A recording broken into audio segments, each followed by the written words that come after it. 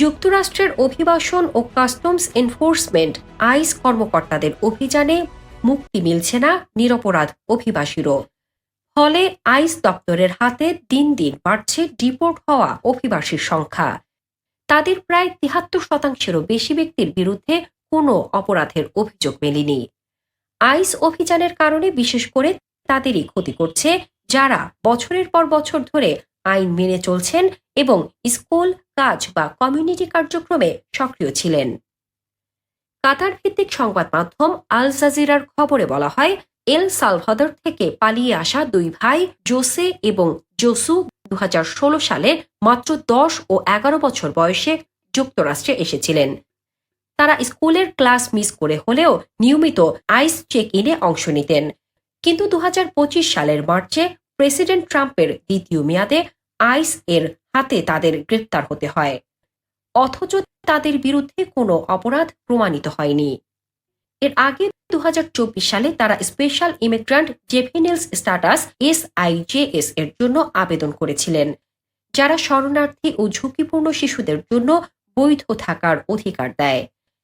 কিন্তু ট্রাম্প প্রশাসন ২০২৫ সালে SIJS এর অধিকার বাতিল করে দিয়ে তাদের ডিপোর্টেশনের পথে বসায়।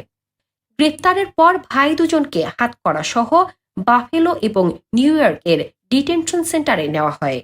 ডিটেনশন সেন্টারে প্রায় ১০০ জনের সঙ্গে একটি কক্ষে তাদের রাখা হয়েছিল। তাই তাদের আগের লাইফস্টাইল, স্কুল, বন্ধু-বান্ধব, পরিবারের সঙ্গে যোগাযোগ সবকিছুই হঠাৎ ছিন্ন হয়ে যায়। এর ফলে জোসু প্রতিদিন $১ দিয়ে কারখানায় কাজ করতেন এবং জোসে পাস্তরের সঙ্গে সাপ্তাহিক চার্চ সার্ভিস আয়োজন করতেন। ট্রাম্প প্রশাসন আটককৃতদের দোষী বলে দাবি করলেও বাস্তবে আইসের হাতে গ্রেফতার হওয়া অধিকাংশ মানুষই অপরাধী নয়। আল জাজিরার খবরে বলা হয়েছে, ৬৫,০০০-এরও বেশি অভিবাসীকে আটক করেছে আইস। তাদের মধ্যে প্রায় অর্ধেকের বিরুদ্ধে কোনো অপরাধ অভিযোগ নেই।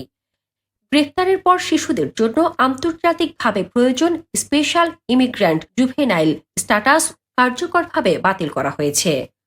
ভুক্তভোগীরা বলছেন, ডিপোর্টেশন কেবল ব্যক্তিগত স্বপ্ন নয়, পরিবারের পুনর্মিলন এবং শিশুদের নিরাপদ ভবিষ্যৎকেও ঝুঁকিতে ফেলে। তাই অভিবাসী অধিকার রক্ষায় আইনগত পদক্ষেপ ও সামাজিক সচেতনতার প্রয়োজন।